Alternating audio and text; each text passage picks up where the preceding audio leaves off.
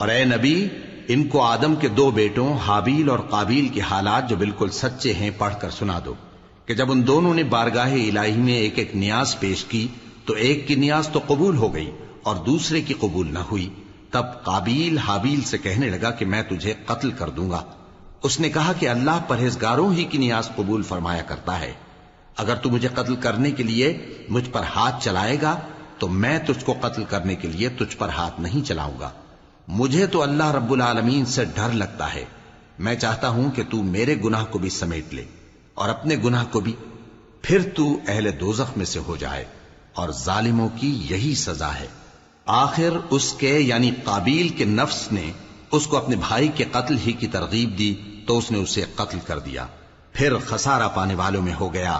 اب اللہ نے ایک کوا بھیجا جو زمین کریدنے لگا تاکہ اسے دکھائے کہ اپنے بھائی کی لاش کو کیسے چھپائے۔ کہنے لگا، ہائے کمبختی، مجھ سے اتنا بھی نہ ہو سکا کہ اس کوے جیسا ہی ہوتا کہ اپنے بھائی کی لاش چھپا دیتا۔ پھر وہ پشیمان ہو گیا۔ اس قتل کی وجہ سے ہم نے بنی اسرائیل کے ذمے یہ بات لکھ دی کہ جو شخص کسی کو ناحق قتل کرے گا، یعنی بغیر اس کے کہ جان کا بدلہ لیا جائے یا ملک میں خرابی کرنے کی سزا دی جائے، تو اس نے گویا تمام انسانوں کو قتل کیا، اور جو ایک انسان کی جان بچا لے تو گویا اس نے سارے انسانوں کو زندگی دے دی۔